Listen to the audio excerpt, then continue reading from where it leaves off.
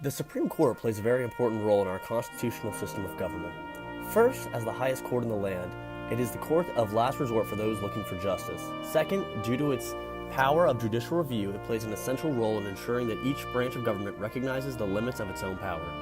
Third, it protects civil rights and liberties by striking down laws that violate the Constitution.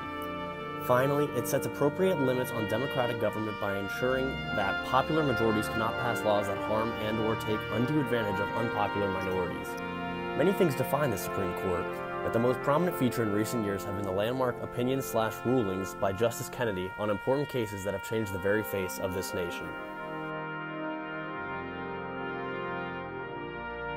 Obergefell v. Hodges was a breakthrough case in regards to LGBT rights. After a number of same-sex marriage cases from a variety of Midwestern states were ruled in favor of the plaintiffs, the states appealed them to the Supreme Court, Sixth Circuit Court of Appeals. The Sixth Circuit conservatively ruled 2-1 in favor of the states, and the cases appealed for writ of certiorari and were consolidated to come before the Supreme Court as Obergefell v. Hodges on January 16, 2015. The court met to argue two questions. Does the 14th Amendment require a state to license a marriage between two people of the same sex? And does the amendment require a state to recognize a marriage between two people of the same sex when their marriage was lawfully licensed and performed out of state? Ultimately, on June 26, 2015, the Supreme Court would rule 5-4 in favor of the plaintiffs, and the 14th Amendment was required that all states grant same-sex marriages and recognizes those granted in other states.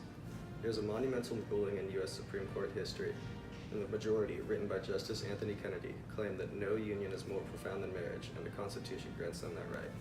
In this decision, which overturned Section 3 of the Defense of Marriage Act outlawing same-sex marriage, the Supreme Court took it upon themselves to ensure that government doesn't dictate and intrude on personal life, but serves to protect the rights promised to its people by the Constitution.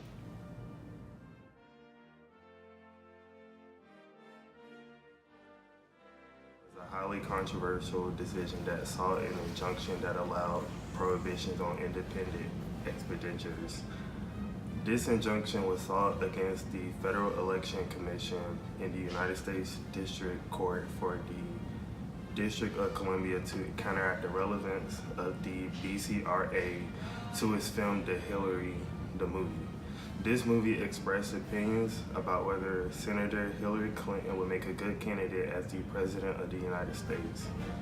Argued on March 24, 2009, Citizens United argued that Section 203 violates the First Amendment on its face when applied to the movie and its related advertisements, and that Section 201 and 203 were also unconstitutional as applied to the circumstances.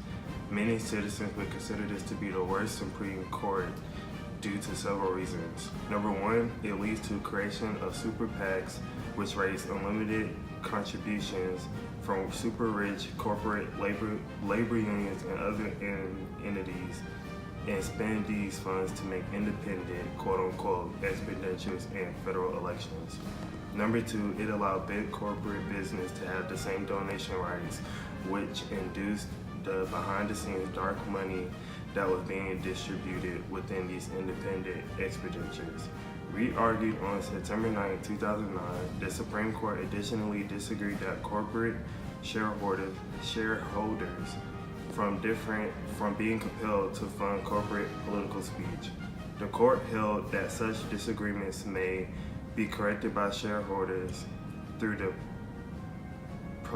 procedures of corporate democracy. Decided on January 21st, 2010, the disclaimer and disclosure requirements are constitutional as applied to both the broadcast of the film and the ads promoting the film itself, since the ads qualify as electioneering communications. Although the Federalists believed that the judicial branch was the least powerful branch of government, that is certainly not the case today. The rulings in Citizens United and Obergefell v. Hodges changed the American political landscape, and that had nothing to do with the executive or legislative branches.